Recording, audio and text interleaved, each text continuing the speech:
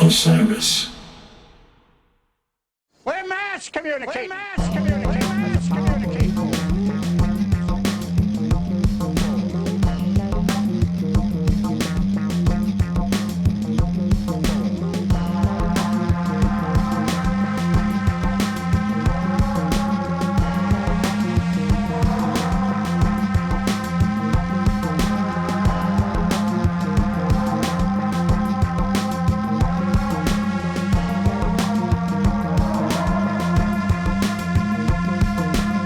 Welcome back to Touchdowns All Day. I am your host, Max Dawson, presenting part 3 of the Touchdowns All Day miniseries, The Jernee Mill Road Back to Sayreville. In part 1, we spoke with Dan Berkowitz, founder and CEO of 100X Entertainment, and the man behind the legendary Hunka Bunka bus, which transported hundreds, if not thousands, of Disco Biscuits fans back and forth to and from the Starland Ballroom in Sayreville, New Jersey. On March 14th and 15th, the Disco Biscuits returned to the Starland for the final shows of the 2025 Bubble Tour and the last shows on the schedule for quite some time for the band. And in anticipation of these shows, we have been taking a look back at the band's storied history at the Starland. 18 shows spanning 2004 to 2012. So many legendary musical moments and so many crazy adventures that you, the Disco Biscuits fan base, have had while attending shows at the Starland.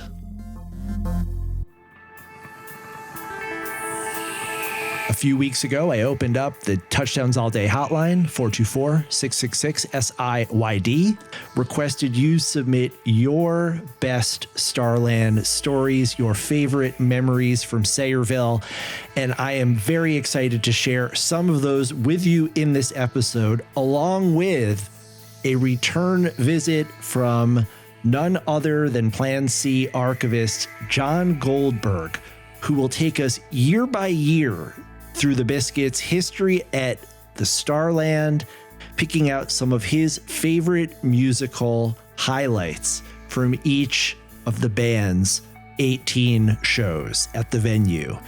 Along the way, Jon will share his behind-the-scenes stories, his memories, and help us all better understand why the Starland Ballroom became the Disco Biscuits' home away from home.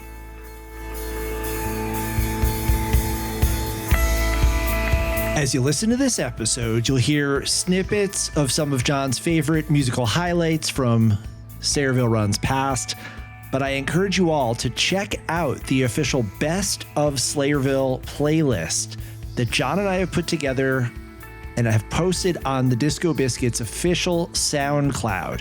We've got links to that playlist everywhere where you can connect with us on our Instagram at Touchdowns All Day. You can look in the show notes of this episode. It's up on the Disco Biscuits Instagram account. We want you all to be able to hear these performances in their full uncut glory. A couple hours worth of some of the best jams you're ever going to hear by this or any other band. Bust outs, a couple sources that have never circulated before, and truly, if you need something to get you over the hump, to convince you to book that trip to New Jersey, this playlist is going to be the catalyst.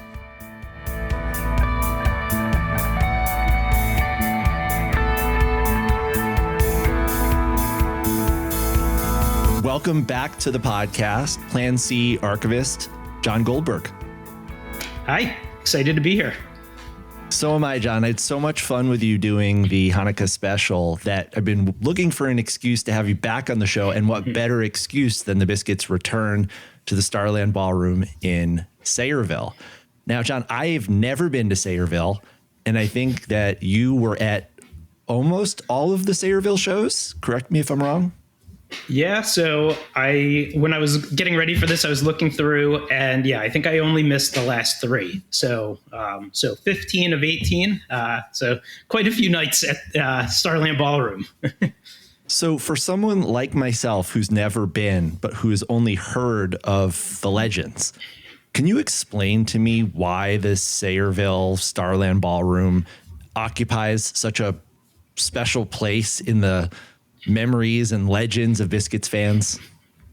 Yeah, so Starland Ballroom honestly started off as just another random tour stop, I think. When we first went in 2004, I didn't know anything about it. I don't know if a lot of people knew, other than the history, which it had formerly been called the Hunka Bunka.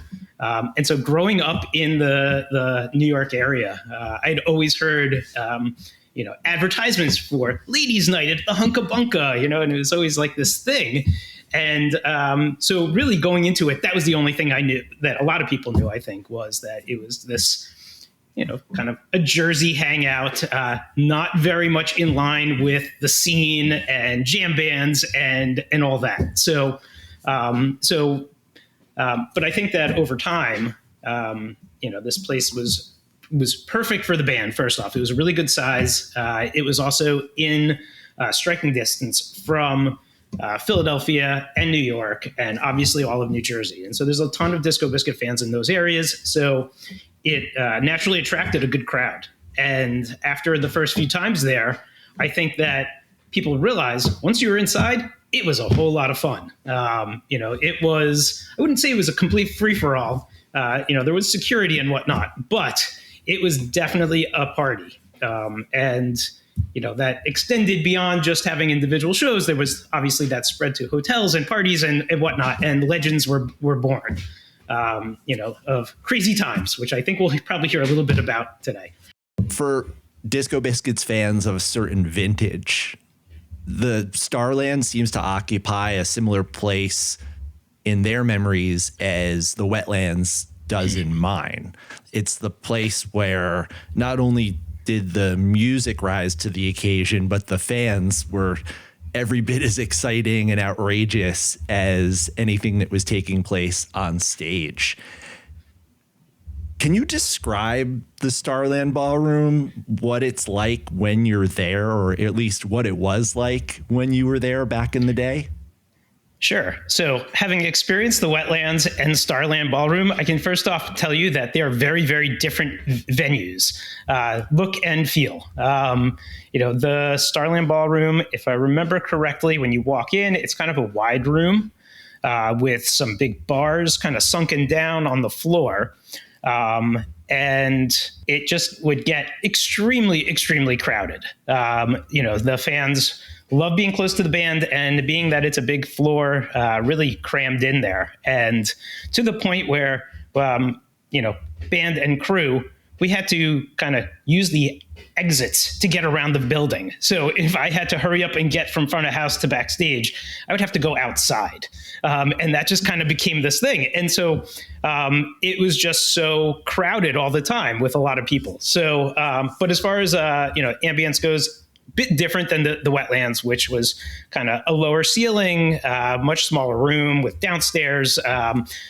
This was really just a big room with very easily accessible bars, which I think contributes to the party atmosphere, since you didn't have to really go far to get a drink and whatnot.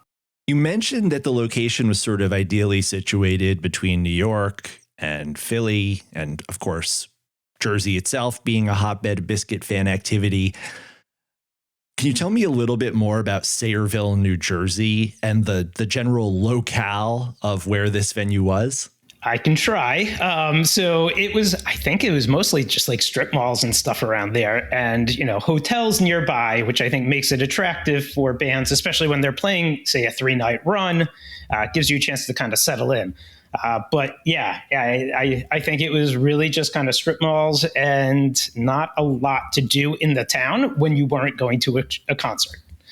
I don't think that Sayreville is a big destination for most people, probably. I don't know. It wasn't for me, that's for sure.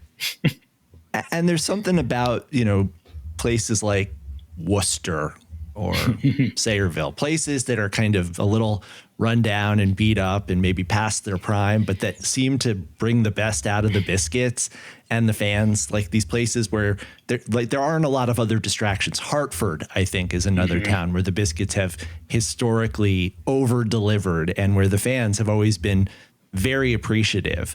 So there is that element of, yes, you know, it couldn't be more different than a Wetlands, which is taking place in the heart of Manhattan. Something that I've always felt like in all of the stories I've heard about Starland is that the Biscuits kind of took over, and the scene kind of took over that little town for 2-3 nights at a time. And it became the focal point of a lot of activity, both positive and negative.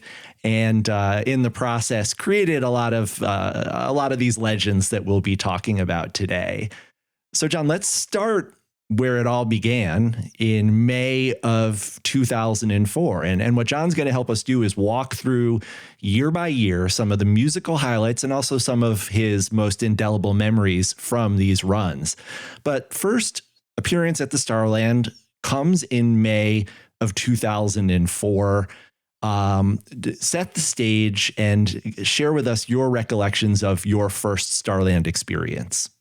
Sure. So this was actually the final night of a 4-night run that started in Brooklyn with the show for Tony Milia's 40th birthday, and then moved to Albany, where they played a really great show. I think there was a really good Robots potentially there. And then to Worcester, funny enough, that is where the taping of the Live at the Palladium DVD happened.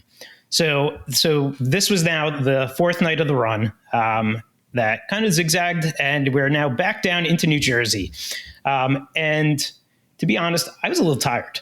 I just remember being a little tired from doing a lot of driving over the course of 4 days. But everyone was really excited, though, for a new venue.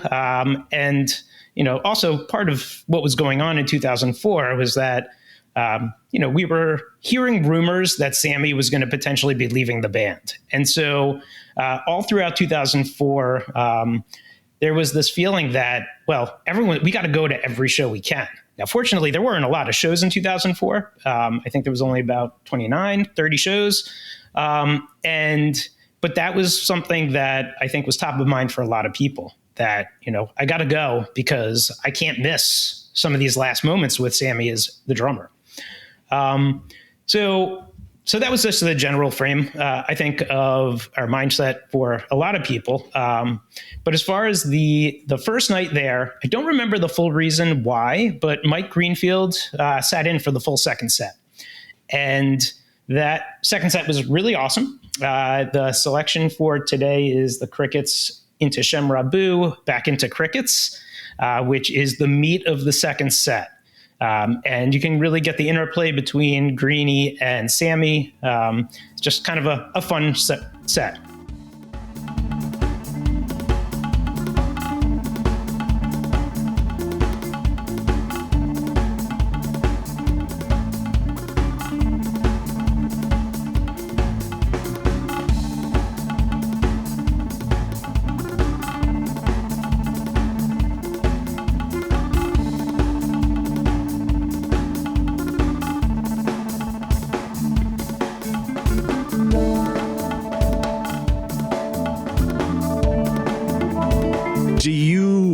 Recall if there was any sort of sense if this was Mike auditioning for a potential future role with the Biscuits, as Sammy was, as you mentioned, sort of on his way out? I am quite sure that was a general thought, but I don't remember exactly if that was the case, if that was truly what it was.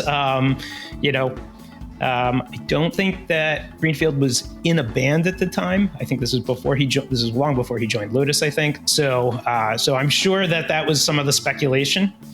But that said, Mike had also sat in the previous summer at the Electric Factory for a whole second set as well. So that was in 2003, and quite memorable set there. So this wasn't really out of the realm of normal to some degree, but I think that those wheels were turning in people's heads, though, for sure.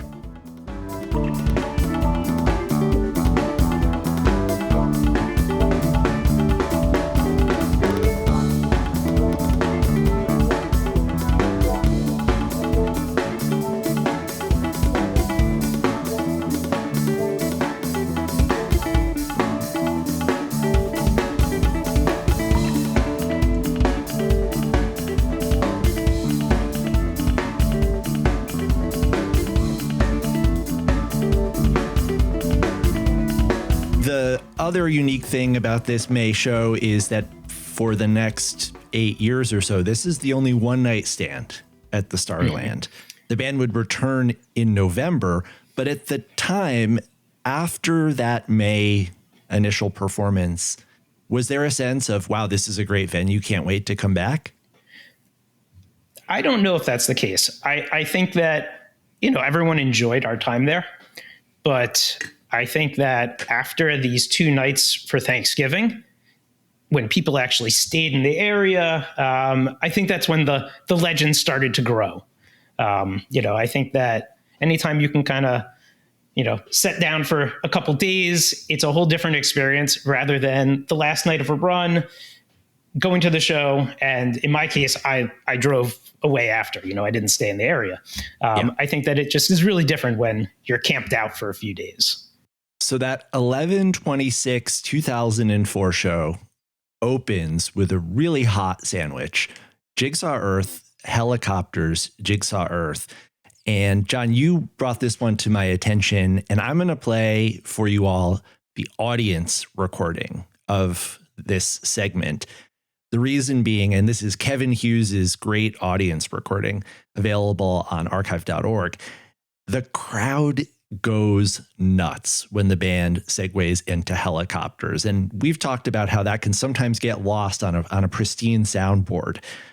The crowd reaction told me a lot of what I needed to know about why the Starland has become this legendary venue for the Biscuits, because when you hear the energy that erupts at that moment, it's really quite clear that this is the Biscuits at the height of their powers and an audience that is completely locked in. So let's take a little listen to that segment, and then Jon will tell us about his recollections of those November shows.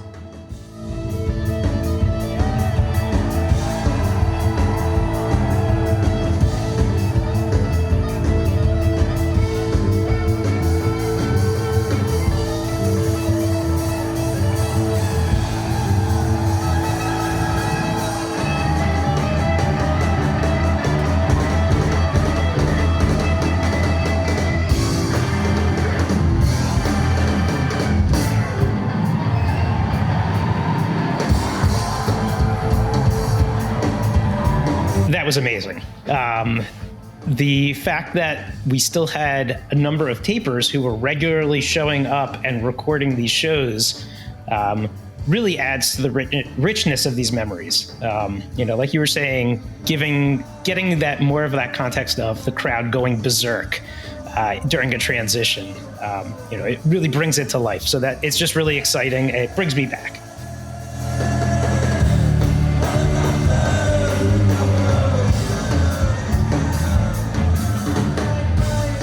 I think that one of the other things I really liked at Starland from that run was the second night of the run, November 27th.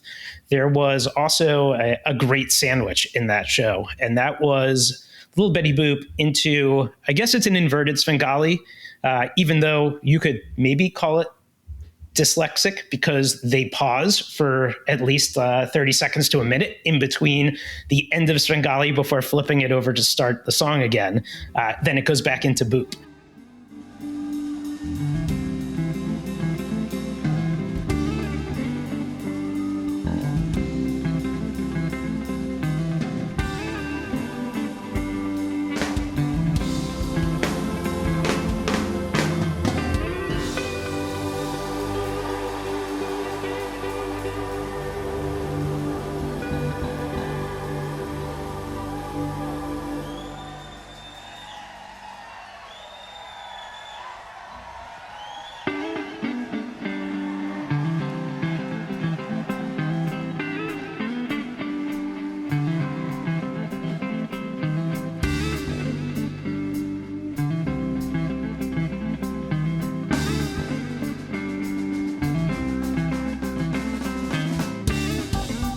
I just think that that's really fun when they do that pause. It's only happened a handful of times that I can think of. I think there was an overture that was like that, maybe in the in Hartford in fall of '01 in that awesome palindrome set. But it doesn't happen too often. So just really fun, though, when that does. The November 2004 Starland run, you've got 2 nights. It's over the holidays. You've got people in town. It's setting the stage for 2005. And I feel like 2005, from what I've heard, is the beginning of the Starland being a thing. It's for a number of reasons memorable, but a lot of the people who called in to the Touchdowns All Day hotline 424-666-SIYD shared memories of 2005 that made it clear that this was when Sayreville became Slayerville. You know, we're a year past this period of indeterminacy about Sammy's status with the band. If I understand things correctly, you are coming straight off of a European tour. So yeah, this was immediately after the first Jam in the Dam festival in Amsterdam. So just to set the stage on that, the Biscuits, along with Umphreys, and I don't recall who else played the inaugural Jam in the Dam. And so this was a 3-night music festival with several jam bands in Amsterdam at the Milkweg, and which in and of itself was very memorable and a tremendous amount of fun. But then the Starland shows were, I think it was only a day later. So there was 1 day off from the end of the last Amsterdam show to basically get back to the United States and get to Starland Ballroom. But because we were coming off of this really fun experience in Amsterdam, spirits were really high. I feel like everyone was just really having a good time being around shows. Not just that the playing was good, it was just that everyone had so much fun doing it. And that really just carried over to Starland. I just remember being there with a whole lot of friends. A lot of people had made the trip. Everyone was quite tired initially because, it's, I think most people were probably in Amsterdam 4 days, and, it's not exactly a relaxing city when you're there seeing the Disco Biscuits. And then to travel home and to start a 3-night run the next day was a lot, but it was just a really good time. It was, I think at this point, I don't remember exactly when the general fan base knew that Sammy was leaving the band. Obviously there were rumors about it, but I think maybe we knew already at this point. I'm not entirely sure though. We might need to fact check that, but the fear of missing shows was probably still there. So obviously not everyone went to Amsterdam, although there was a really good number of people who did Amsterdam and did go to Sayreville. One of my personal favorite moments was knowing that the end was coming for Sammy with the Disco Biscuits.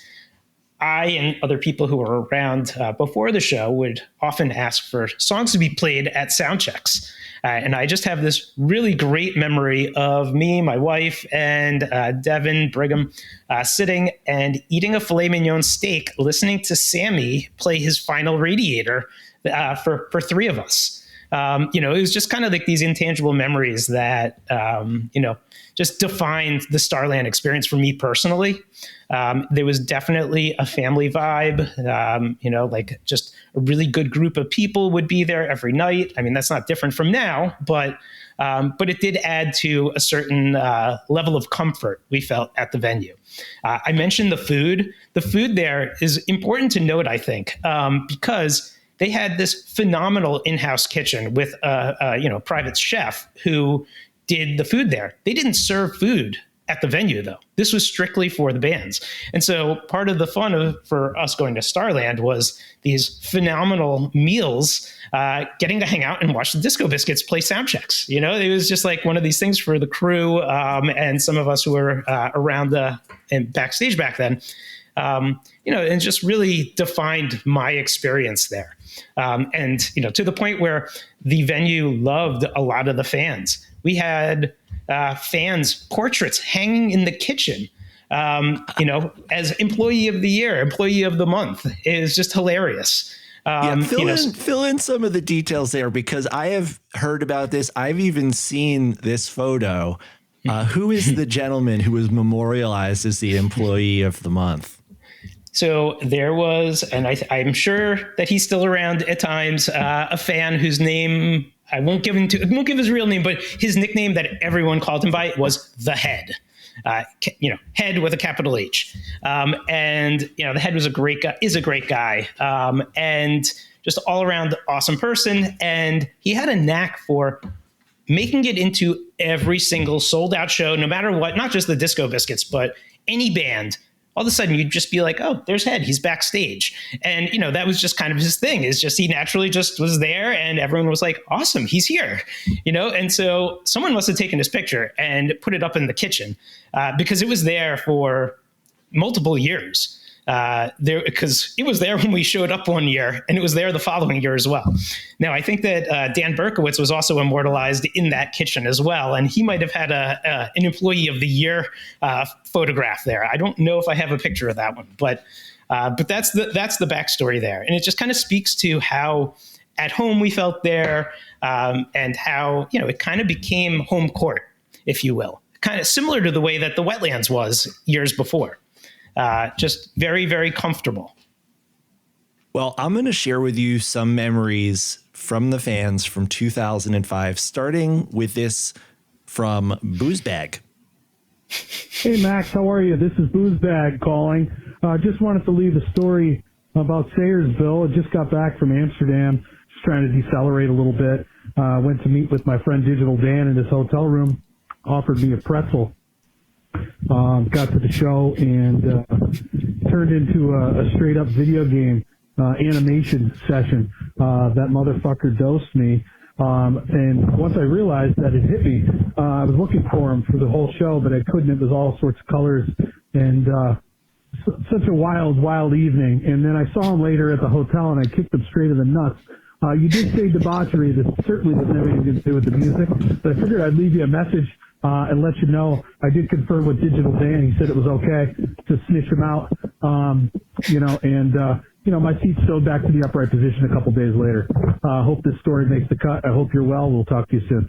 Thanks, Boozebag. Love hearing these stories, especially the context of getting off the plane from 4 days in Amsterdam. That to me is the most astonishing aspect of all of this, that after not only all of those shows, but a huge travel day, the band comes in, the fans come in hot. And that first show on March 25th had a number of highlights, which, with all of the context, the craziness that's going on stage and apparently off stage with folks like Boozebag, it makes a lot more sense putting it into context that we've just been through the ringer in Amsterdam. So as we get further into the Starland shows, there's more and more highlights, not only because there's more shows, but because I think the band was just getting more and more comfortable there. So with the 2005 run, there's, like I said, many highlights, but the two that I think kind of stand out to me is a really interesting segue that has over the years been affectionately called the Math Jam. And so what that is in that ambience before they drop into Hope, BARBER starts talking about he starts doing math. I think it's all not correct math, but just kind of like saying like 200 divided by 400 equals 690, like stuff like that, and just going quickly and just quietly though. 400 times 200 is 300, 300 times 100 is 600, 600 times 400 is 200, 200 times 300 is 400, 400 times 600 is 200, 200 times 300 is 400.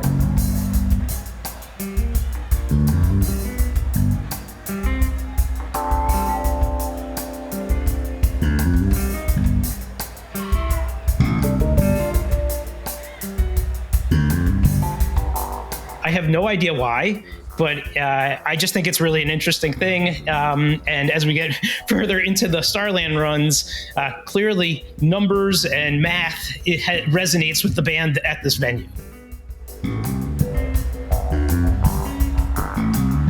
Yeah, there's a looseness to a lot of these performances, an experimental nature. Who knows? Perhaps it was the same pretzel that got Booze Bag. 400 plus 200 is 300 plus 400 is 600 minus 300 is 200 minus 600 is 500. 400 times 300 times 600 plus 400, 700, 300, 200, 500 is 600, 700 is 200, is 900 is 700. 1100 plus 1200 is 900 minus 300 plus 400 times 1600, 1100 across the continent to 200 to 100. The band is definitely in a heightened state of mind and taking chances and going places and being crazy and being weird. And there's no better example than that math jam. And you're right. I was listening to it with my calculator handy. He was wrong on pretty much every one of those calculations, but that could just be because I'm using normal Euclidean math as opposed to BARBER math, which I think is a much more advanced form of quantum mechanics than you or I or anyone on this planet is equipped to really understand at this point.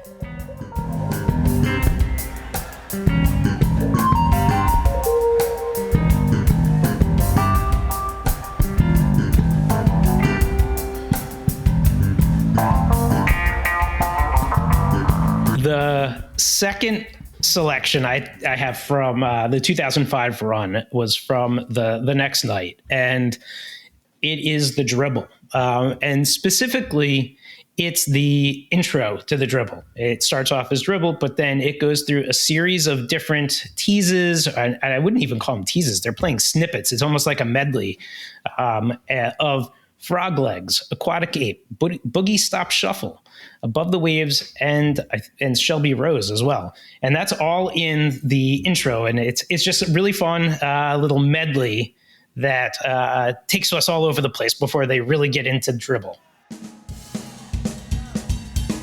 The professor made an executive decision.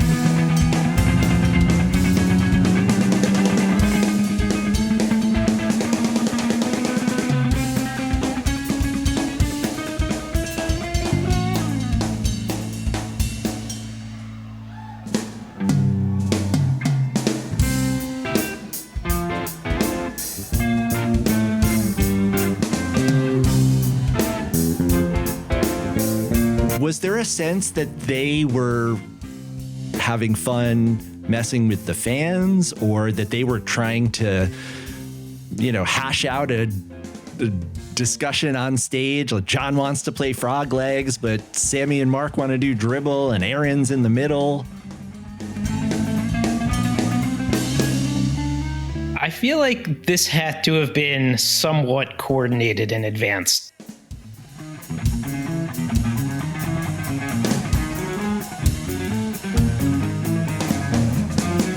Because it's not just one of them on stage playing a song. They all are playing each of these little segments. So I think that this was likely deliberate, and I don't know why. Maybe it's that all those songs were requested and they could only fit so many into the show. I don't really know, but it's just a fun moment.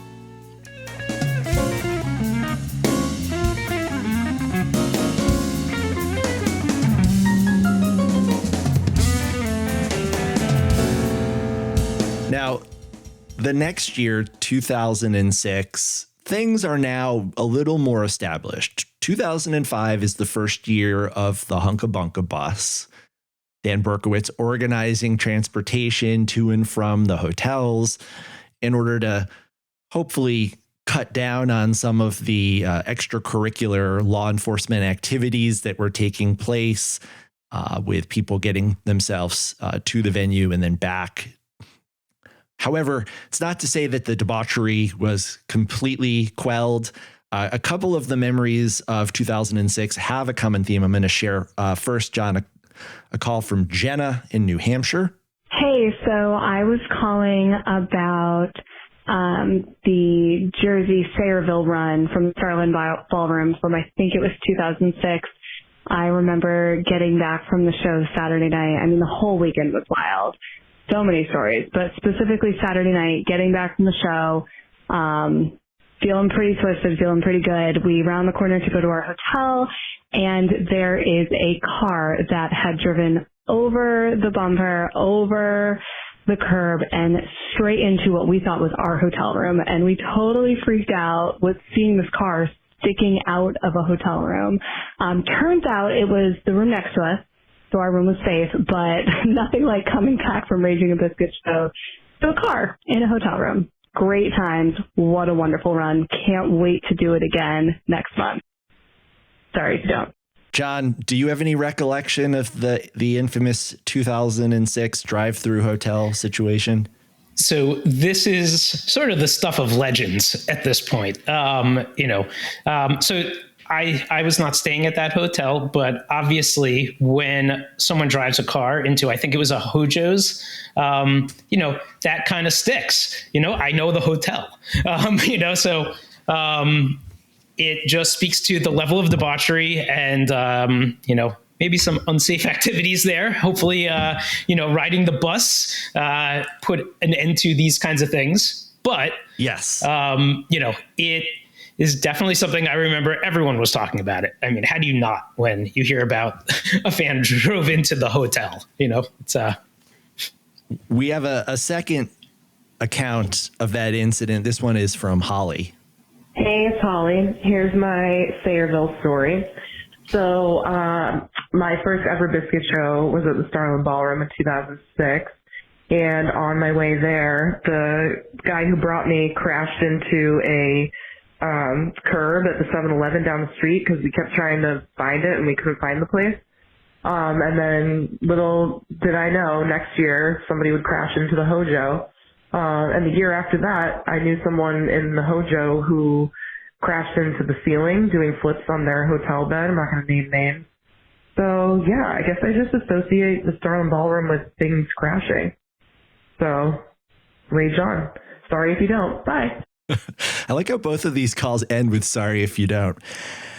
Please be careful if you're planning on attending the shows at the Starland Ballroom in March. We're all a lot older now and hopefully a lot more mature. And of course, we have Uber and all of these different options that were not available to us in 2005, 2006. There were the Hunka Bunka buses, but as you can see, the real the origin stories of Consider It Dan and CID and the entire VIP travel concert experience really grows out of these moments of people perhaps having a little too much fun getting themselves to and from the Starland Ballroom. So let's shift gears and talk about the music in 2006. John, what did you pick out for us? The selection from 2006 is a song that was new at the time and has not been played many times since. Strawberry Girl into Inverted Svengali back into Strawberry Girl.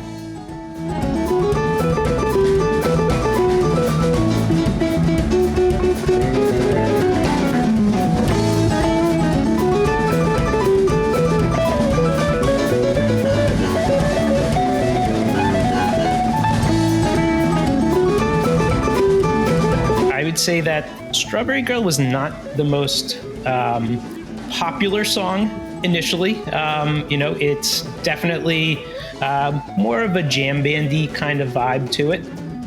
But it actually produced a really great jam in this case, and it's actually a really fun song.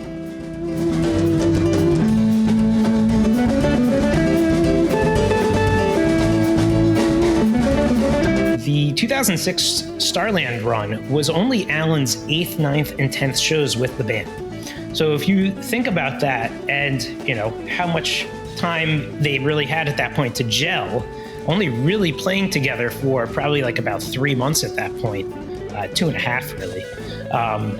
Jams like this start to stand out, where you're starting to see that they are kind of connecting on a musical level. There's definitely some improv here, more so than some of the other larger segments at that time.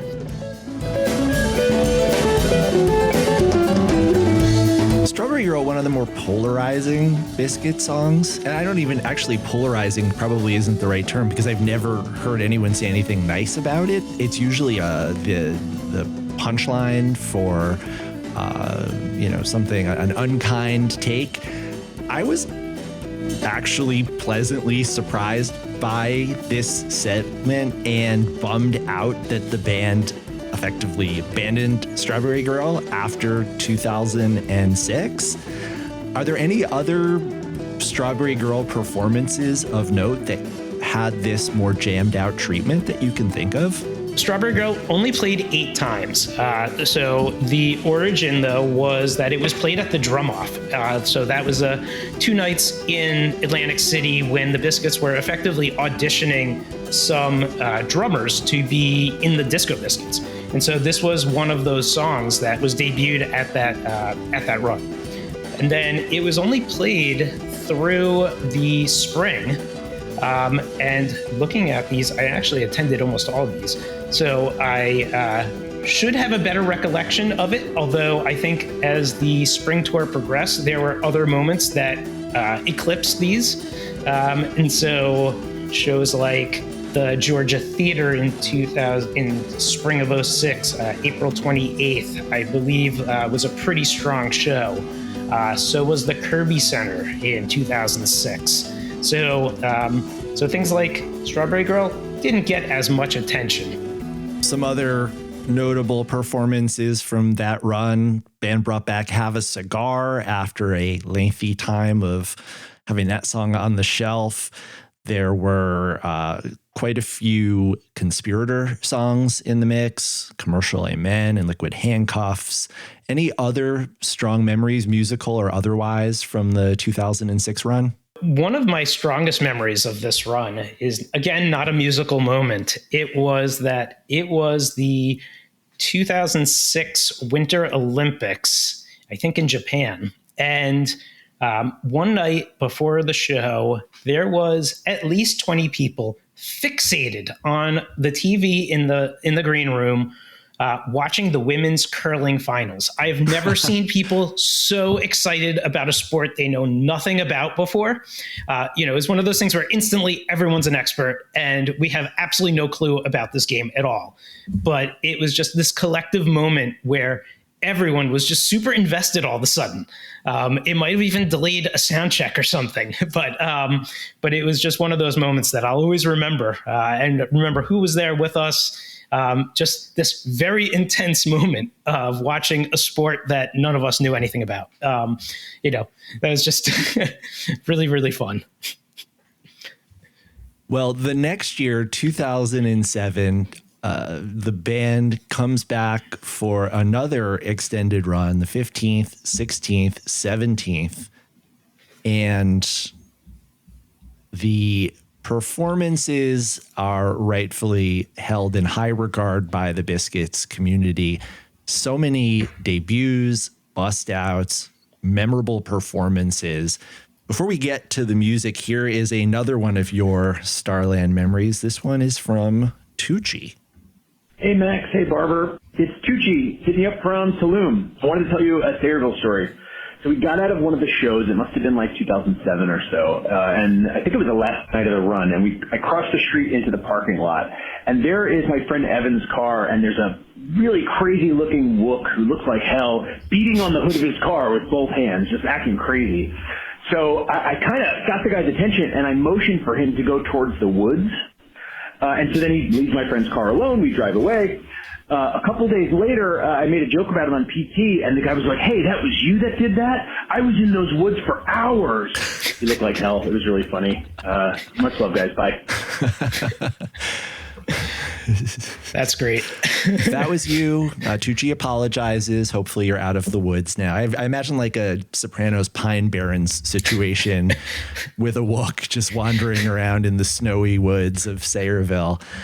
The woods are not, however, the most memorable part of the 2007 run. I would say it's probably going to be that wheel show. Jon, 2/15/2007. This show has a quite legendary set list. Tell us about the return of the wheel. So this was the second wheel show. So Spin the Wheel show. And that the first one was in Atlantic City in the fall of 2002. I unfortunately missed that one. So this was my first wheel experience. And it did not disappoint. This really was one of the most memorable, fun nights seeing the Biscuits. Definitely one of the best nights at Starland itself.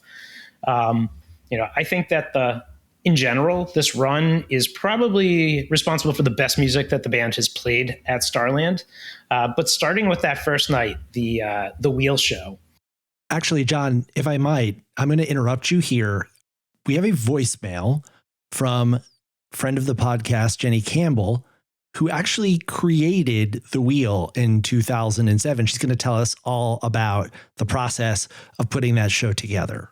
I wish I could remember all the details that got me to Starland Ballroom that afternoon on 2/15/07. But in true form, most memories were left on the dance floor. What I do remember is getting a call from our friend Mike Polans asking me if I could help create the wheel for the show happening just hours away. So without hesitation, I left my apartment in the city and made my way to Jersey with a bag full of arts and crafts and spent the afternoon with Jon. I sat with a pile of construction paper and markers as he very thoughtfully arranged the song titles where he wanted them on the wheel. I remember I didn't have time to get ready for the show, so I left in a hurry wearing what I had on at the moment, which was my pajamas. I left a bag of my belongings with a friend who, of course, didn't end up staying for the show, leaving me completely undone for the night, manning the wheel in my PJs on stage in front of all of you. I didn't spin the wheel, but every time a fan came up to spin, I would remove that song selection to be played and replace it with a new song. That was my job. And I danced side stage, hanging out in a room with only the best of the best doing our most favorite thing ever together. One of the highlights of the evening was Jared Cohen's dad hoisting little 9-year-old Jared up on stage to spin the wheel. He landed on robots. Only reason I remember that is because fast forward 16 years later to 1/21/23, when not so little Jared and his band opened for the Biscuits. It was another roulette night, and he got to spin the wheel again. Anyway, he posted a photo of himself holding that robots sign that I had made. He saved it after all those years. There's a photo of him holding it in 07 and again in 23. But real quick, rewind back to 10/25/02, the wheel show in Atlantic City. That was my first Biscuits show. And the wheel I made in 2007, it just so happened to be my 100th show, which kind of felt full circle for me, like the wheel itself. Such an amazing firsthand account. Jon, what was your perspective on the wheel show? What do you remember from that night? The thing to know about this is that it took a very, very long time to get people into the building that night. For whatever reason, I'm assuming it's because of the partying nature of previous runs. The security was a little more strict on the way in. And what happened was that it was freezing. People were not expecting to wait a long time. And as a result, the band went on to a half-empty venue. With a tremendous number of people outside waiting to get in. And so that's unfortunate because the show opens with the debut of some really great songs. And so it starts by someone spinning the wheel. I don't remember who it was, but the show starts with Shadow. And immediately we realized, you know what, and based off of the songs on the wheel, it became obvious we were going to hear a lot of new songs that night. And it turned out to be throughout the whole weekend.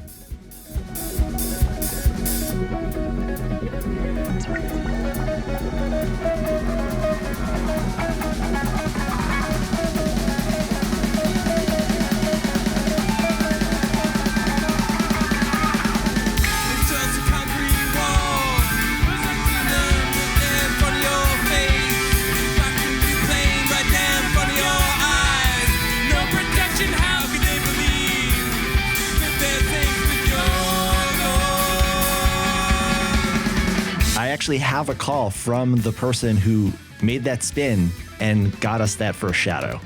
Really? Well, that's amazing.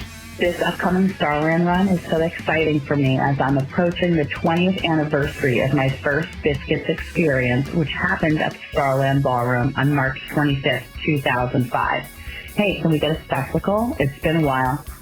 On February 15, 2007, I was fortunate to be the first person to spin the wheel, landing on Shadow, its debut.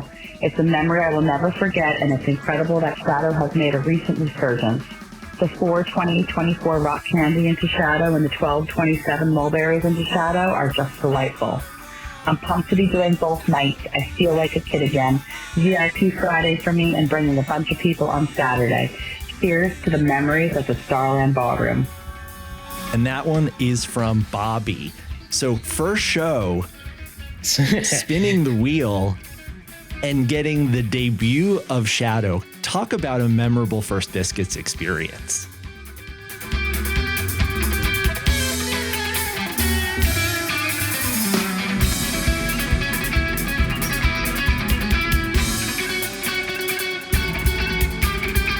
That's amazing. Like to even just have like the wheel be one of your first shows. That's like what's going on? Do they do this every night?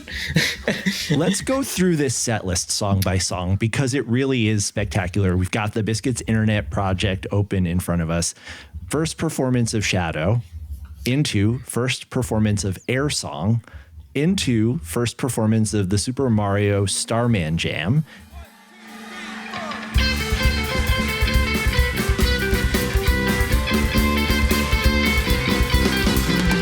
into the first performance of Glastonbury, into the first Down to the Bottom since December 2004, back into Super Mario Starman, and then the set closes out with Crickets. All right, let's pause there, John. A couple of these songs made their way into our Hanukkah special, or at least discussions of them. I feel like this is very Bloody Knife period adjacent.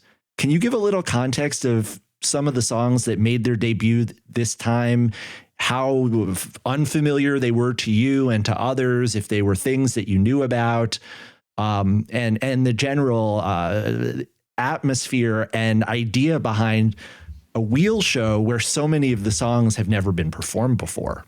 So yeah, I think that some of these songs, and I would need to look at the timing of everything, but I think that some of these were on the Bloody Knife leaked demos, and I think fans knew some of them, like Air Song, Glastonbury, Shadow. I think we're all part of that batch. I knew about them already, but I think that the general fan base may have, if you were tapped in and on Fantasy Tour and downloading stuff, you probably had an idea that these songs existed.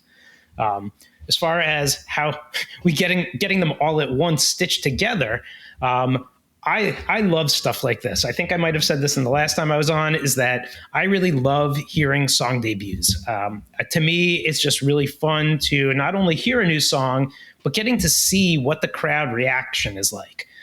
Getting to see them really just lose their shit because, oh my gosh, they're playing the song I've heard about Shadow, but now they're actually playing it. Holy cow. So I think that stuff's awesome. As far as some of these things like the Mario Jam, I mean, I think it was on the wheel. So, but if it wasn't, I think that they might have just used that as kind of the background music for when someone was up on the stage getting ready to spin the wheel. That was kind of like the the spinning music, if you will. Gotcha. And it kind of helped, I think, bridge some of the gaps then in the segues, because obviously that's kind of hard when you don't know what the next song is going to be. How do you know where to go in a jam to get to point B, which obviously is part of the fun of this, because you end up with some really interesting, crazy segues. Moving on to set 2, we've saved the robots into Pygmy Twilight, which had not been played for 105 shows at that point. Back into the Starman Jam, Mario Brothers. Then we have Gangster. And we'll come back to talk about some of the individual songs. Into Patent X, which hadn't been played in over 100 shows. A Mr. Don. Back to the Starman Jam for another spin. Then you have a Moshi Famous Jam, followed by Oname Wa, and then the encore, 3 more debuts, Sweatbox Minions, Rockefeller. So let's start out with Gangster.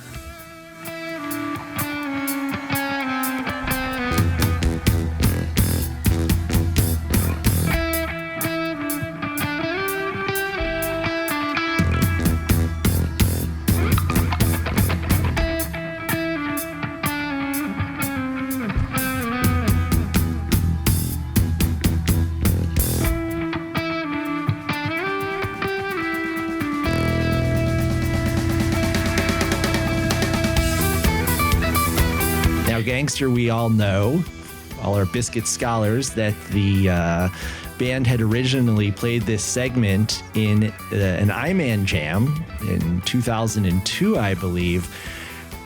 This was, however, the first time that was played as a song. Give me the background on the birth of Gangster. So Gangster initially was, like you said, an intro jam for I-Man at the E Factory during the 2002 New Year's run. And the reason why why Gangster? What is this? So I'm not sure if everyone is familiar with the movie Office Space, but there is, at the very end of that movie, the group of the main characters in the movie beat up with baseball bats a printer. And it's just this funny scene in the movie. Well, the Biscuits came out at the end of the set break, and all of a sudden they're like in the middle of the stage with bats destroying this printer.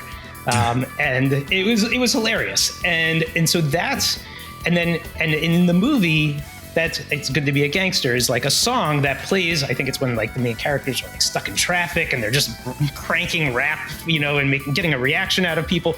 But I don't know if that was the music that's played in the movie when they're beating up, destroying the printer. But anyway, then they proceeded to play around with that in the I-Man intro in 2002. And so that is really why that jam existed in the first place. Now, fast forward a number of years, and we're back where it's Starland, and they started up this jam that is the Gangster Jam, and they had turned it into a song. So kind of like the Jamception, songs where we're taking stuff and we're making it into new songs. Did you know this was in the works? I don't remember. So this one might have been new to me at the time. It was, I think, immediately enjoyed. I personally was a big fan of the movie Office Space. I always think it's funny, love to quote it. And at the time, it was, hilarious to see them doing this again.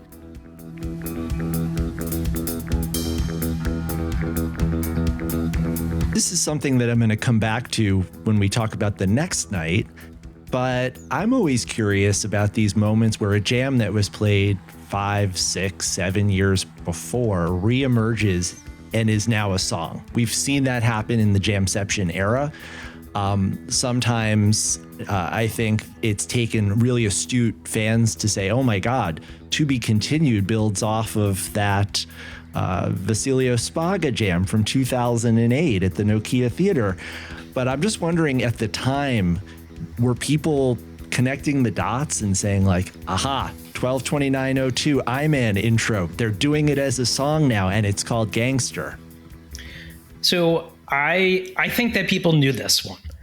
The reason being that there was that the original Gangster Jam was on Transfusion Radio I forget which number it was on, but it was on that release. And it's just this amazing jam that was always something that people really enjoyed. I know I did. And so I think that there was a pretty good understanding of what was happening at the time, especially since Starland really brought all of the hardcore fans out. Everyone showed up for our Starland run, especially by this point in time. So I think that people were excited, at an already very exciting show. So you've got the first Moshi Famous Jam, Oname Wa, Sweatbox, Minions, Rockefeller. So just debut after debut after debut. Out of all of the countless highlights from this night at Sayreville, is there one that stands out the most for you? I love the Shadow debut. I really like the Minions debut. But as far as straight up awesome jams, I think that the Crickets at the end of the first set is just fantastic.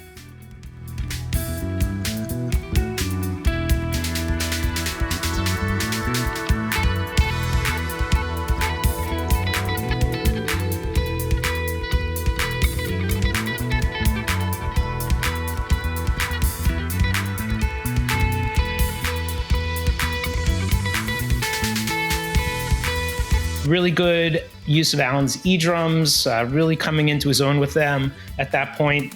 I think that the Crickets kind of stands out musically as the highlight of the show. But again, depending on who you talk to and what their affinity is to some of these songs that had not been played yet, everyone might have a different highlight on a show like this. Now, moving on to the next night, you've got a show that opens up with Dribble, Solstice, Dribble, Songs of Joy, a sequence that I think most fans' heads would explode over if it were recreated today. And then in that second set, the debut of another adapted jam instrumental, Strobe Lights and Martinis.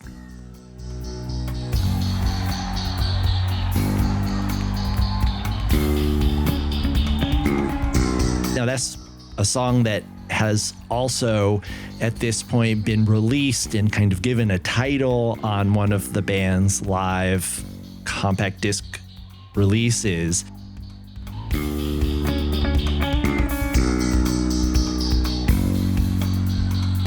The same question I had for you about Gangster, I have for you here. When they opened that second set with Strobe Lights and Martinis, what was the reaction of the fan base? So I think on this one, a lot of people probably recognize this one as well. The origin story of Strobe Lights really starts at 9101 at the Wetlands.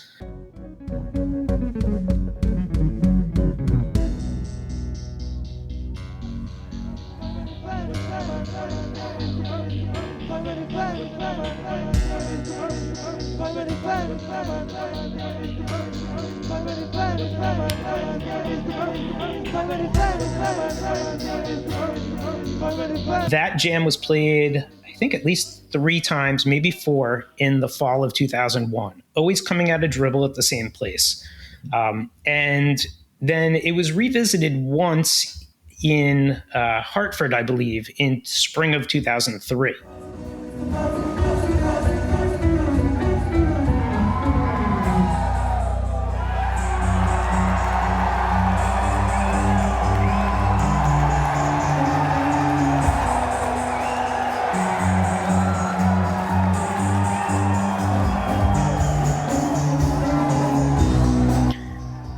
And at that point, though, this jam just disappeared. And, it was always, people called it the 9-1 jam. And, personally, I think it's that second set of 9101 is one of the top best Disco Biscuit sets of all time. It's one of those things that I loved it live. I probably know the whole thing by heart, inside and out. And I'm not just talking about this Dribble jam. I mean, the next several segments of songs and whatnot. It just flows masterfully and really captures a sound and time of the Disco Biscuits that really, really excited me and I think a lot of other people. So then we fast forward several years and second set opens and next thing you know, there's strobe lights. And it's that jam. Now, the name Strobe Lights and Martinis was recognizable to people, I think, at the time because, like you mentioned, they took this 9101 jam and created some songs out of it. Now, they weren't, and this was on Disco Lives 2 that came out in the summer of 2002. And some of the song titles on there are familiar. I think Digital Buddha's on there as well.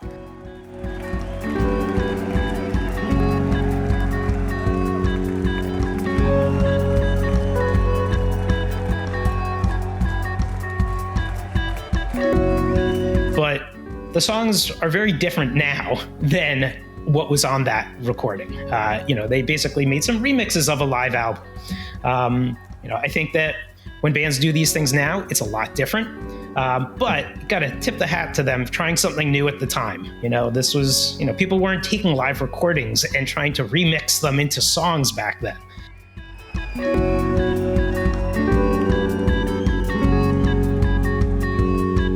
So anyway, though, the debut came and at Starland, and I think the fans were just loving it because it was something that was so familiar to so many of us. It was just like, holy cow, they're doing it again. And now we get to have them do that every few days in the rotation. So it's taken on a life of its own. The third night of the run featured a triple split Bernstein and Chasnoff that people are still talking about to this day.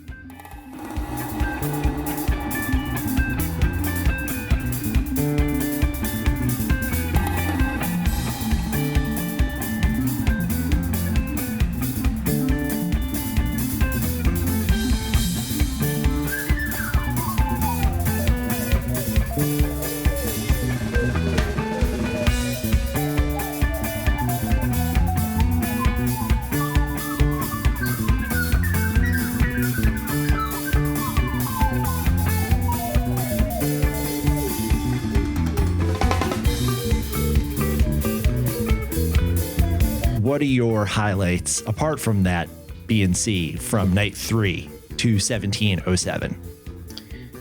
So aside from the B&C second set, the show opens with an early boom shanker.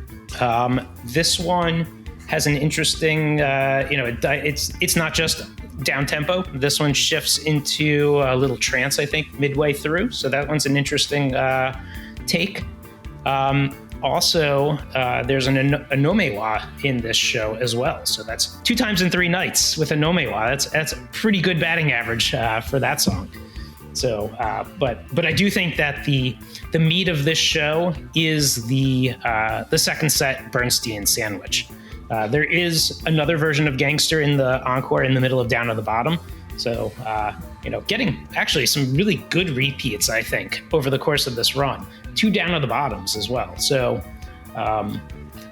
rewarding the fans for sticking with them, because how many years it was like, 100 shows and then you get 2 Down to the Bottoms.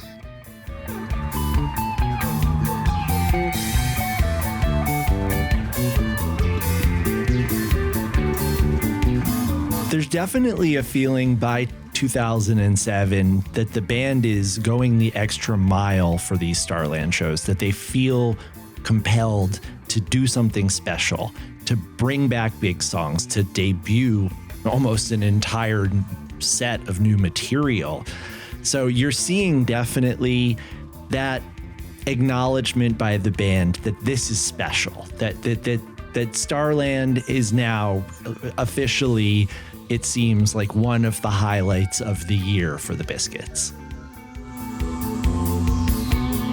2007 run definitely solidified it as can't miss Disco Biscuits.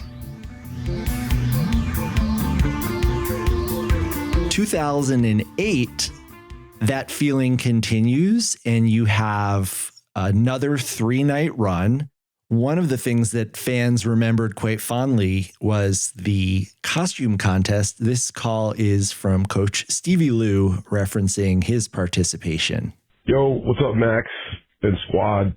It's your boy, Coach Stevie Lou. Just checking in with some Sayreville memories.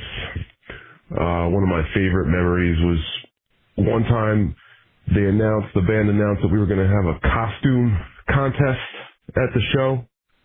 And best part was this wasn't for Halloween. This was just a random night, if I recall. And the costume contest was for everyone to dress up as their favorite song. So you were supposed to dress up in some sort of representation of your favorite Biscuit song. I myself at the time was a big fan of Spy.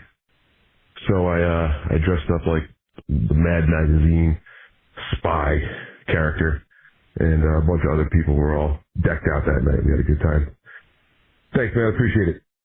I have another call about the costume contest. This one is from Pam. Hi, guys. It's Pam. The costume contest in Sayreville was in 2008, and it was not Halloween. It was just like March, and the Disco Biscuits said, hey, put a costume on. So we did, and there was no way to enter the costume contest officially. You just had to like show up in a costume, and then I think Kobe was in charge of just like plucking people and being like, do you want to be in the costume contest? So I worked really hard at my costume, and I was a Texas pussy. And I found a shirt that was just like basically an American flag. And I fashioned a vagina out of different colored pantyhose and a ball of socks for a clitoris. It was really actually intricate and the most sewing I've ever done. And one of the more creative costumes on stage, I have to say. The best costume, I thought, who should have won, was the girl who dressed up as 7-Eleven, and she just wore a towel and a stuffed animal octopus on top of her head. There were like 3 hot air balloons, an eye man who just wore a Superman costume and changed it to eye. And we all walked to a robot who made his costume out of like cardboard boxes and aluminum foil. But I think the best part of the costume contest was that, like, the band had no idea how to actually run the costume contest. They were just like, oh, I think we're doing a costume contest now. And I was like, you planned this. And it was just chaos. I don't know. I guess the other times, Sayreville, they're always crazy. But one time I got kicked out for drinking underage back when I was a delinquent. And I had dreadlocks at the time, and then someone in the parking lot just gave me a hat. And so that was enough to conceal my identity and go back inside. So thanks, hat guy. So, John, any recollection of this contest? So the only thing I actually remember is the girl who had the towel and the octopus wrapped around her head. What was the girl in the wearing a towel? That girl was wearing a towel. I want to clap for her. Hold on. I'm clapping for the girl who was wearing a towel. All right, now we got this guy over here. That was like the one thing I remember that was like, yeah, we had a costume contest and that person was in it. But that's about it. Yeah, don't really know the backstory on why the costume contest that day. But other than that, it was a leap year day. So it was, February 29th. So again, some weirdness with numbers at Starland Ballroom. I mean, as is tradition, John, on leap year day, you have to dress up in your favorite Disco Biscuits song costume. Man. So the night before, however, on the 28th, the run began with a 3-set show. And, speaking of the band going the extra mile for the faithful in Sayreville, we have that night some performances of what have become rare songs, Mastermind, some old favorites, and that third set, Robots, Memphis, Confrontation, Reactor, Crickets, Reactor. What are your recollections of the February 28th show? So if I'm remembering correctly, this was a Thursday night. And I think that this was one of those scenarios where the band wanted to make sure there was a good crowd. And so they promoted it as a three set show, which obviously gets fans excited. And I think in this case, it actually ended up with being a long show. Often the 3-set shows end up actually the same length as a 2-set show. And with an extra set break. I think in this case, this was actually a pretty decently length show. I wish I could remember more, but I think that anytime you see a third set like that, especially with like a reactor inverted crickets reactor to close out the night, it's a heater. Well, the next night also features a performance of the overture that you and many others are very fond of.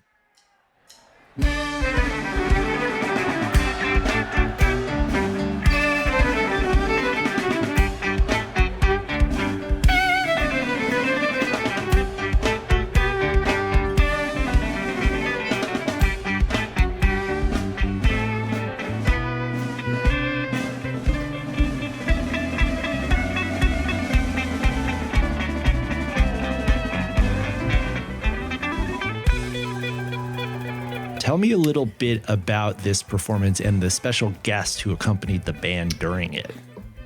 So this show features in the second set a guest by Anne-Marie Calhoun, who is a fantastic violinist. I don't remember exactly how this guest appearance came to be, but the inclusion of violin in a number of these songs really hits the mark.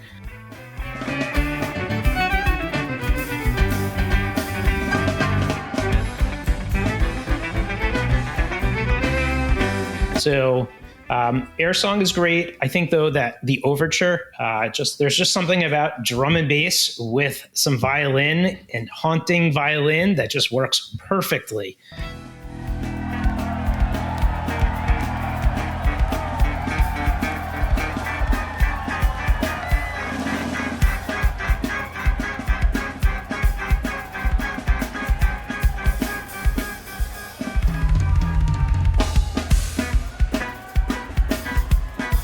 I think that that's definitely the highlight here.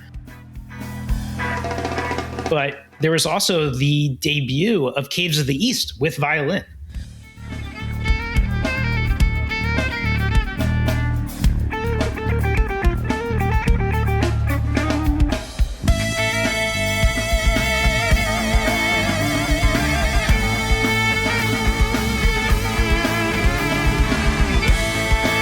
So again, just a really cool moment where we get this brand new song. And oh, by the way, we're going to have someone sit in on it. I just remember it being a really fun night. Anne-Marie Calhoun was hilarious. She had us laughing hysterically. I don't remember if it was before the show or at set break. She had to travel to get to the show. And for some reason, she ended up talking about taking poops on airplanes. Like that was what she had, this stunning looking woman. And we had just met her and she's talking about taking shits on airplanes. We were just like dying. This woman was hilarious. She fit in with our brand of humor perfectly. How did she get connected with the Biscuits? I am not 100% sure. I think she might have sat in with other bands in that time frame, but I'm not sure though. I would need to double check on that. I was trying to figure that out in advance and I could not remember exactly why. She has sat in with Panic and Dave Matthews Band. That's about as jam adjacent as she was prior to playing with the Biscuits. But very interesting to see this coming together of different worlds. And we know, obviously, of course, Barber in particular has a deep love of classical music. Not the first time that a violinist has accompanied the band on stage, but certainly adds a really unique quality to these songs. The overture, which obviously is very classical in its composition, but also Air Song and Caves of the East, like unique selections to add that extra string instrument into the mix. So the run finishes up with a very memorable and beloved one-time performance. I'm talking, of course, about the Pie Jam that occurs deep in the Run Like Hell on this night.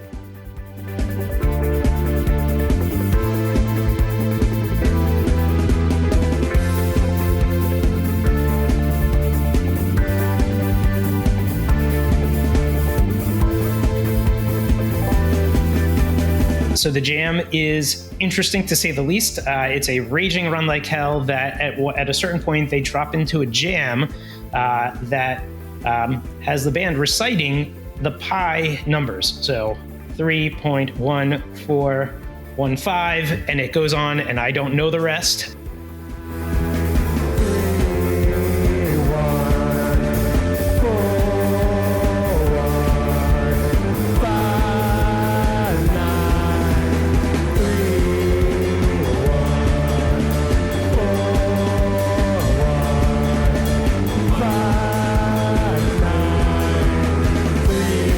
The band took it a step further, because why would we talk about pies, especially given the Disco Biscuits history of throwing confectionery delights at the fans. So following the tradition of throwing like munchkins at the fans, the band had a bunch of pies ready and started throwing them at the fans during the Pie Jam. My lord.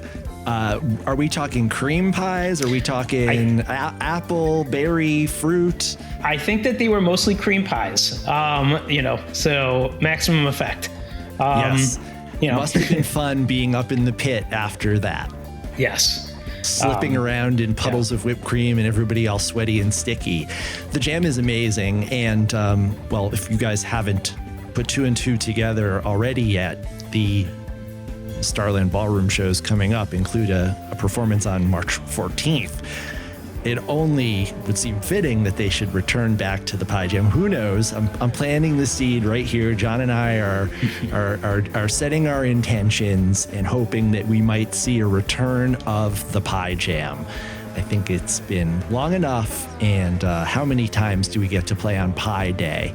And, if we're lucky, maybe the band will decide to throw some more dessert at us from the stage.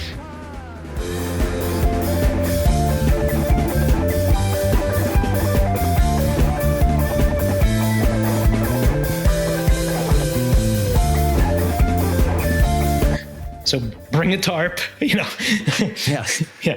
Biscuits or Gallagher, you are going to be covered in some sort of sticky materials at the end of the show. Speaking of crazy experiences at these shows, I'm going to share another memory. This one is from John, his recollection of the 2008 shows. Hey, this is John from Jersey, and this is my best/worst Starland story. The 2008 run, I went to all three shows. Still very early in my Biscuits career, and this was night 3, which is 3108. So I took some stuff, because I'm a fun guy, and I start tripping out right when the show starts with Step Inside, of all things. Bring it back. And this turned into an epically bad trip. I don't know, I guess I wasn't necessarily in a good place in my life. I was 22, living at home with my mom, unemployed, just young and no direction. And this bad trip made me think about all that, and thinking about why was I created and why do I exist, fun stuff like that. I still don't know, by the way. So the whole first set, I couldn't get out of this headspace, and the crazy psychedelic music the Biscuits were playing did not help the situation. And then in this super dark evil bassist intro, there's a sample that happens of someone saying, "I took these mushrooms." And at the time, I could not tell if it was part of the show or if it was some voice in my head, and I was freaking out. I'm freaking out, man. Yeah, you are freaking out, man. So, unfortunately, the bad trip ruined my set one. And it turned out to be one of the best sets ever, right? How about that? 3108, set one. Also, just gotta say that the Triumph into Shelby jam is quite possibly my all-time favorite Biscuits jam.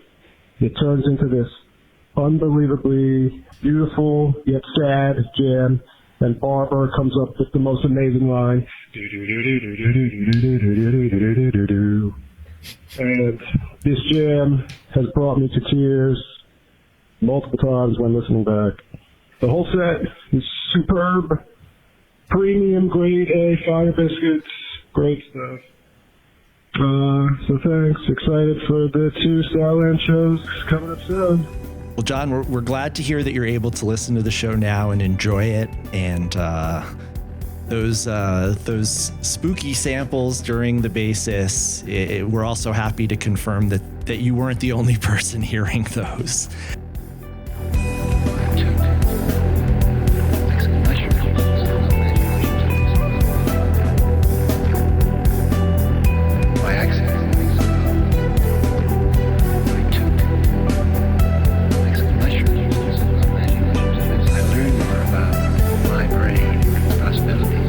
One other thing, John, that you noted was that BARBER was seated for much of this run. Give me the story there.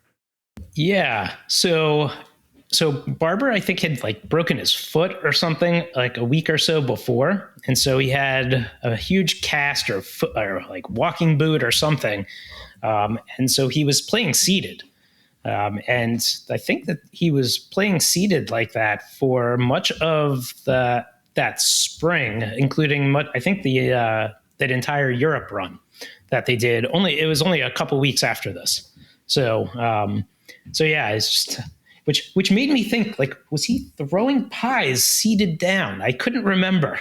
You would think that would be the kind of thing I would remember, but I don't have a mental picture of that, and I kind of wish I did. All right, one last call from the Touchdowns All Day hotline before we move on. From 2008, this is a recollection from earlier we heard Jenny Campbell. This is Michael Campbell, her now husband, then boyfriend, with his remembrance of the 2008 Sayreville run. Hey, Max. Hey, John. Had to take you on a tour from my perspective of February 2008 in the Starland Ballroom. Started out with a full-size school bus I was riding on that was barreling down the Jersey Turnpike, eventually rolling into the Starland Ballroom parking lot. Enter considerate Dan to the scene and 100 of your best friends. My girlfriend, now wife, Jenny, and I being 2 of them. For whatever reason, Jenny's ticket fell through just before the show to a very sold-out show. So immediate panic, as you can imagine. We hung outside after a little while, had a hard time finding one. She went ahead and said, just go ahead, I'll meet you inside. I reluctantly agreed, just kind of crossed my fingers for the best.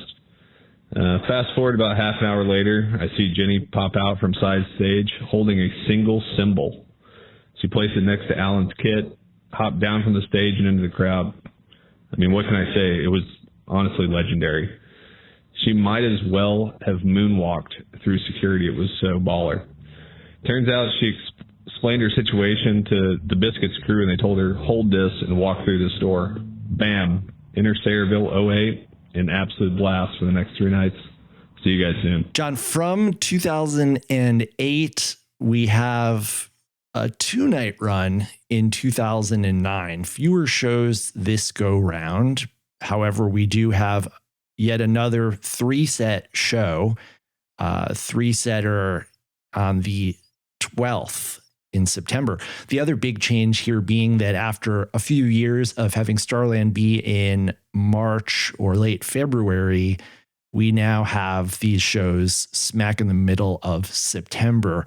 So take us up to the 2009 Starland run. The 2009 runs, I think it was only like maybe the third and fourth shows of the fall tour. But the thing that's the most stand out, I would say, of the first night is that of the 3 sets, the third set was performed as Tractor Beam.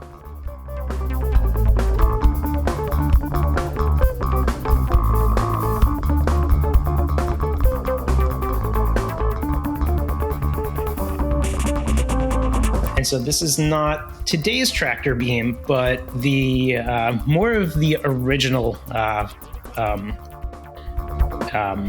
iteration of Tractor Beam, where the band wasn't using electronics and all that. They were basically just playing versions of songs without lyrics. So they weren't doing the singing. In some of the songs, Magner would use his vocoder, but more just to get the melody. And so that was an interesting set, though, for the band. I think that the thing that is the most interesting was the Mr. Don, which is always a great song for Tractor Beam. I think that's just one of the songs that benefits greatly from that treatment. And yeah, I think that was kind of a fun moment there. I think also there may even be some early teases for songs that were not played yet. I know that's the case in the second night, but in getting ready for this episode, I was listening to the Mr. Don, and there might be a little bit of an on-time ending jam in that song as well. A song that was not debuted for another month.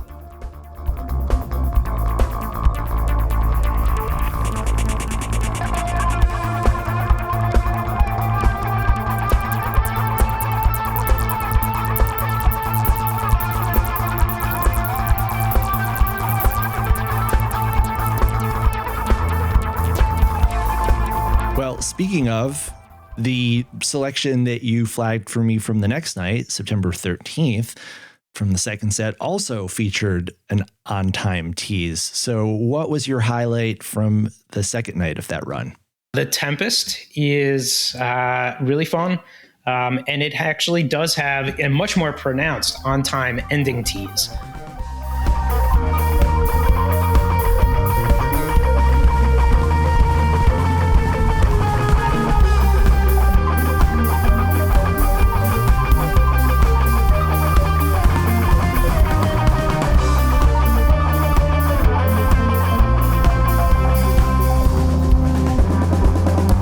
Which, they didn't debut on time for another month, basically. That was October 10th.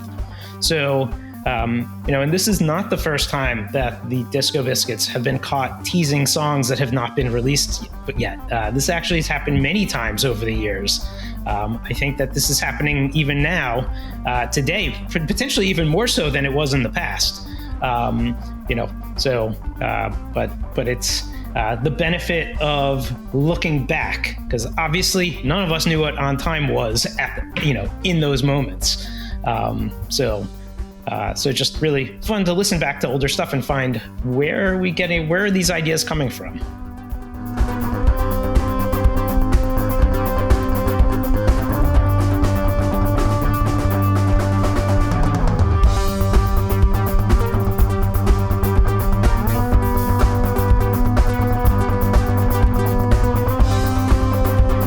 After 2009, there is a 3-year gap until the band returns to the Starland in 2012. And if I understand correctly, you were not at this show. Do you have, however, a little bit of context for why the long time away and why the return? I don't entirely, but I think that Starland may have actually been renovated in there at one point. I actually wasn't at the 09 run either, but I've heard that they had since got rid of that great kitchen that I enjoyed in the years past. And I think that there might have been some renovations. So I don't know if that played into it or not. But I think that, at that point, One of the things about Starland is that it started off as a venue of convenience, I think, right? Is that it was like a venue that was close to a lot of the fans, and it became this event. And at a time when the band wasn't touring as heavily necessarily. That's like 04, 05. Obviously, 07 and 06, 07 onward, they were touring. But, I think that because of increased touring in 2009, not as much in 2010 and 11, but I think that because they were touring more, they weren't finding these like, oh, let's just do a 3-night run so that we can hook all the kids up in the Northeast, Yeah. It was more in the middle of runs. But in 2012, though, this was part of the Road to Camp Bisco. So I think they'd done this once or twice in the past. Instead of just having Camp Bisco be its own event, they had a small run of shows leading to Camp Bisco. And so that's what they did in 2012.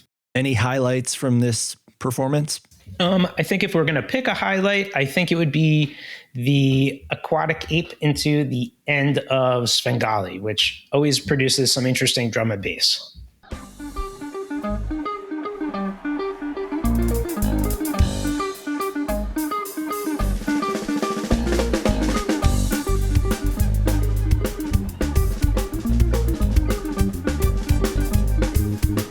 Now, John, I hate to put you on the spot. Desert island situation, you could only bring 5 of these Sayreville highlights with you. What makes the list? So musical moments. So I think I've probably mentioned most of them already, but to kind of go down the list, I think that the sum total of awesome moments at the Wheel Show in 2007, I think that is kind of like my top favorite moment.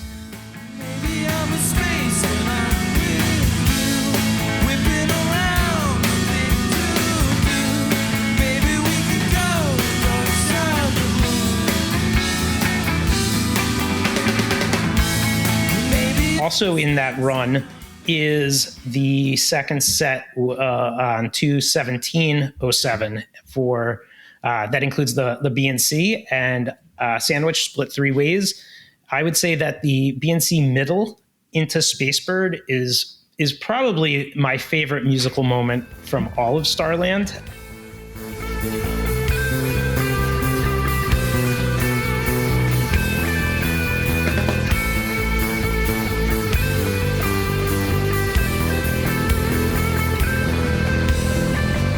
BARBER is just ripping it in there. It's and I think that the interesting thing is that middle section of BNC, I don't know that they've ever segued into just that one piece before. I don't know. We'd have to really do some digging to see if BNC was split 3 ways like that before. But I just really love unique segues into parts of songs that don't normally get that treatment. It just creates a different type of jam. So that's one of them as well. Do those 2007 shows circulate in Soundboard? The 16th and 17th do. The Wheel Show did not get released originally when the show happened. And that was because actually the band had asked that there'd be no taping that night. The reason being is that they were going to debut all these songs and they didn't really want these out there prior to the release of the album that was going to have them, which was Planet Anthem. And that was actually several years later. That's why this never really got out there. I think that the soundboard might have leaked here and there, but I don't think it's been widely circulated. So it is definitely ripe for inclusion in Nugs at some point in the near future. Yeah, I can see we've got 216 and 217 up on Nugs, and this is where you're going to see the Employee of the Month photo of the aforementioned head on the 217-07 Nugs show. But 215 not being in wide circulation, I think that's something, John, that you and I need to work on remedying it, because it is truly a historic show and no audience recordings exist of that night, if I understand correctly. That is correct. Unless someone stealthed it, which I don't know I doubt that happened, but I don't think many people have heard this. Definitely not a lot of people have heard it. Okay, so your number 1 and 2 moments are from that 2007 run. How about 3, 4, and 5? So the Pie Jam has to be one of them. I feel like that's just one of those memories that, once you hear that jam, you want to hear it again. So I think that that's definitely in the top 5. I would also put I think I would put the Strawberry Girl in there. I just remember really loving that. Strawberry Girl. Like we said, it's a polarizing song. It is, in my mind, it's one of those songs that true Disco Biscuit fans would appreciate. Like our general fan base, casual fan might not like that song that much, but I think that if you're a Disco Biscuits fan and true, like you're gonna enjoy that song because it's just fun and irreverent and it's different, honestly, than a lot of the other music, especially what they're playing these days. Plant that seed for Barber to revisit Strawberry Girl. And how about you're closing out your top 5? What would you put there? I think that the Jigsaw Helicopters Jigsaw, like we were talking about from the 2004, so that's 11/26/04.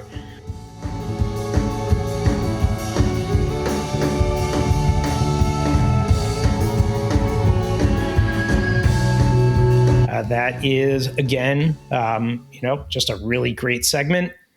Some really great late era Sammy stuff there. And then let's see, number 5. I think it's going to be the Anne Marie Calhoun sit-ins. Those are just produced some really unique music that really doesn't happen too often with the Disco Biscuits using violin like that.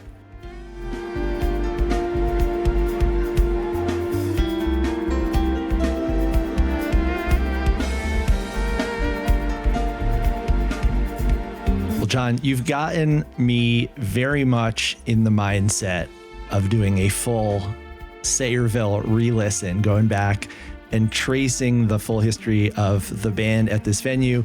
Guys, check out the shows on Nugs. Check out the audience recordings on archive.org, and also check out the playlist that John and I have compiled for you. We'll link to that on the Touchdowns All Day socials and in the show notes. But you'll be able to go back and relive all of the moments that John has picked out for us as the band prepares for their triumphant return to Sayreville for the first time since 2012. There's so much history that will be converging in Sayreville March 14th and 15th, 2025. John, I know you wish you could be there. I wish I could be there as well. But the next best thing is being here, talking biscuits with you. John, thank you so much for coming back to the podcast and sharing with us your Slayerville memories. Can't wait for the next opportunity we have to get you back on Touchdowns All Day. Awesome. Thanks for having me. Again, so much fun as usual.